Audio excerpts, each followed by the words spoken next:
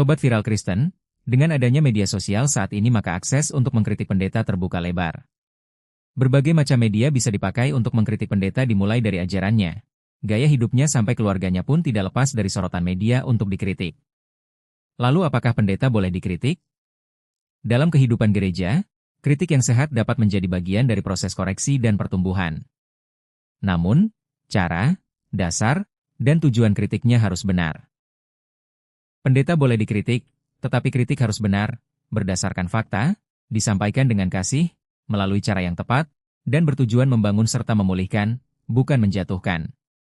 Kalau kritik menyangkut ajaran pendeta, penggunaan uang gereja, gaya kepemimpinan, atau perilaku moral, prinsip dan batas kritiknya bisa berbeda.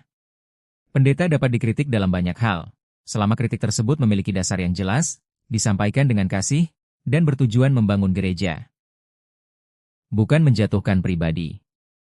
Perihal pendeta boleh dikritik atau tidak dibahas oleh pendeta Marcel, salah satu pendeta dari gereja Tiberias dalam podcast Gian Luigi. Berikut ini penjelasannya, tapi sebelumnya jangan lupa untuk subscribe channel Viral Kristen ini agar kamu terus mendapatkan berita viral soal dunia kekristenan. Orang-orang yang pelayanan di gereja, yang menurutku punya kesombongan iman, Sombongan rohani ya. kesombongan rohani.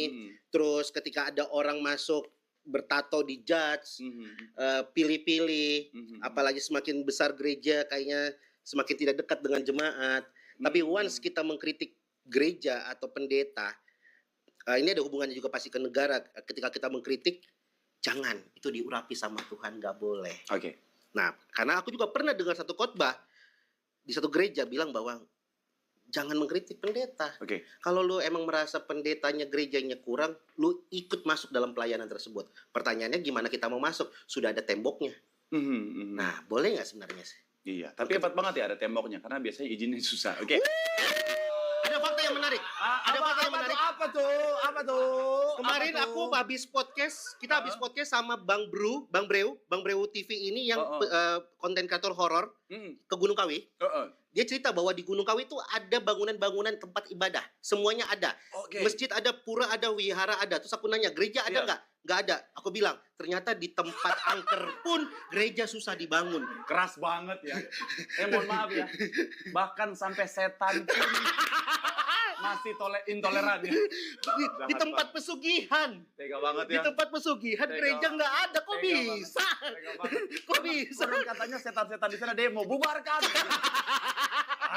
Kok bisa gereja nggak bisa dibangun di Gunung Kawi? Itu fakta ada. Oke, lanjut. Oke, gimana Pak Pendeta? Oke, nah saya sampai lupa nih pertanyaannya Pak. Oke, balik lagi. Boleh. Definisikan dulu kritik. Oke.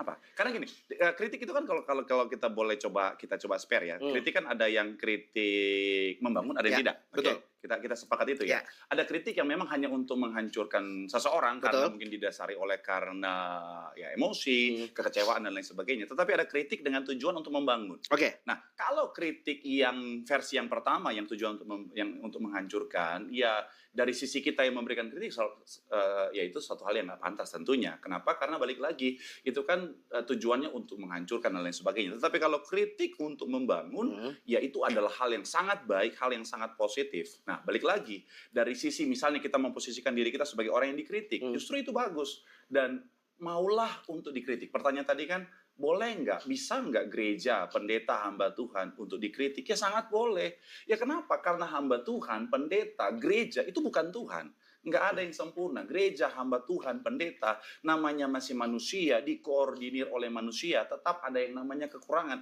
Tuhan Yesus aja dalam kesempurnaannya ada kritikan di sana. Tapi balik lagi, bagaimana kita meresponi kritikan itu. Jangan apa-apa ketika dikritik langsung menyerang yang mengkritik. Evaluasi diri kita, benar nggak yang dia kritik? Karena jangan-jangan apa yang disampaikan itu benar. Karena gini, manusia tuh punya kecenderungan kurang objektif terhadap diri sendiri. Nah, makanya butuh orang di luar untuk mampu melihat dengan lebih objektif apa kekurangan kita. Karena kan seringkali ketika kita memberikan masukan lah ya ke gereja apa ke pendeta atau petinggi adalah pertama tadi itu, mereka diurapin. Yang kedua adalah kalau emang ada yang salah, bawa dalam doa. Oke. Itu menurutku, kita doakan. Tapi kan harus disampaikan gitu loh. Kalau kita cuma doain, tidak ditegur, batasnya Ya, ya, gimana ya, ya. jadinya gitu kan? Itu kan menurutku bahaya juga gitu loh. Oke, nah tentunya kita nggak boleh mengecilkan kuasa doa ya. Oke. Betul, ini Ya, aku tidak kadang-kadang menyampaikan. kayak, doa kayak Iya, doa iya. tuh kayak oh my god. Oke, doa tentunya sesuatu hal yang kita percaya punya dampak. Betul, Kenapa? setuju. Karena kadang-kadang kalau kita pakai kekuatan kita sendiri kan kita terbatas ya. Ya. Tapi kalau kita bicara tentang doa, artinya kita sementara meminta Tuhan dengan kuasa yang luar biasa. Tetapi firman Tuhan juga bilang berdoa dan bekerja. Artinya ada bagian kita juga. Dan kalimat yang bagus yang ada dalam Alkitab juga bilang begini, teguran yang nyata jauh lebih baik daripada kasih yang tersembunyi. Sekali lagi, teguran yang nyata jauh lebih baik daripada kasih yang tersembunyi. Kita sudah lihat orang salah, kita dalam tanda kutip berdoa saja tanpa memperingatkan dia. Nah, ini juga bisa berbahaya. Akhirnya salah jalan dalam kesalahan itu, apalagi kalau misalnya dia seorang hamba Tuhan, seorang pendeta yang perkataannya didengar banyak orang, berdampak untuk banyak orang. Betul. Dia membawa banyak orang pada kesesatan. Nah, itulah bahayanya. Iya, karena waktu sering banget kalau misalnya kayak ada yang mengkritik atau apa, kritiknya membangun ya, kita garis bawahin kritiknya membangun. Ya dihajarnya adalah, lu ngapain kritik segala macam. Bahkan aku mungkin waktu itu terlalu keras, aku ngomong gini, ini kok aneh ya Kristen Protestan. Kristen Protestan ini kan lahir dari Martin Luther yang protes.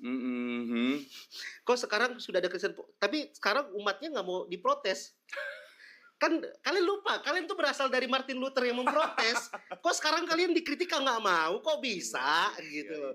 Maksudnya akhirnya gimana ya ngerasanya? Iya, saya suka kalimat yang tadi, kata yang dipakai oleh Gian ya, bahwa kesombongan rohani. Kesombongan Itu rohani. tadi, Bahaya. bahwa Tuhan saja dalam segala kesempurnaannya mengalami kritikan. Nah, apalagi kita manusia yang sekali lagi dengan segala kekurangan kita. Jadi balik lagi, ayolah. Jangan karena ngerasa, oh, base firman Tuhan ada yang bilang jangan ganggu orang yang diurapi. Mengkritik nggak selamanya mengganggu loh. Artinya kita kan mengkritik, kita memberitahu, kita mengingatkan sesama anak Tuhan untuk saling mengevaluasi diri. Karena jangan-jangan apa yang sementara kita lakukan hal yang ternyata salah dan akhirnya bisa menghancurkan. Makanya bersedialah untuk dikritik. Oh, saya kan orang diurapi. Saul aja diurapi bisa salah. Betul. Daud saja diurapi bisa salah. Nah, siapa lu? Siapa lu? Ini kamera utama kita ya? Ini kamera utama, ini kalau Bapak Pendeta boleh? Oh, ini apa? Ini aku nih. Oh, saya penipuan. Oke, saya tersenyum, saya pikir ini. Oh, iya. Siapa lu? Kalau yang pas siapa lu ini ya? Tapi kalau misalnya gini, lu tuh mengkritik, tapi hidup lu tuh belum baik.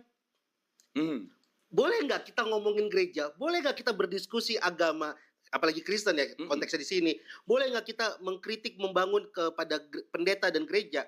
Tapi di kondisi kitanya belum kita masih mencari lah. Belum sempurna. Belum sempurna. Kan nggak ada yang sempurna, tapi kayak lu tuh mengkritik, hidup lu aja masih gitu-gitu aja. Nah, jadi siapa yang boleh mengkritik?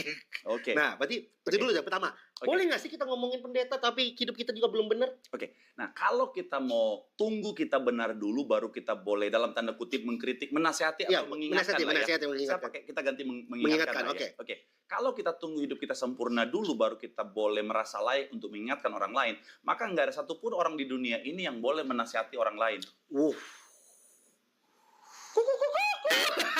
Kenapa wajar set boy? Salah.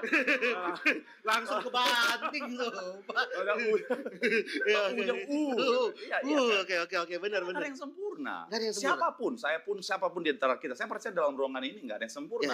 Nah, dalam ketidaksempurnaan kita justru kita mengingatkan orang lain supaya sama-sama yang tidak sempurna ini sama-sama kita bertumbuh ke arah yang lebih baik. Oke. Ketika kita mengkritik harus nunggu sempurna ya nggak bakal ada yang.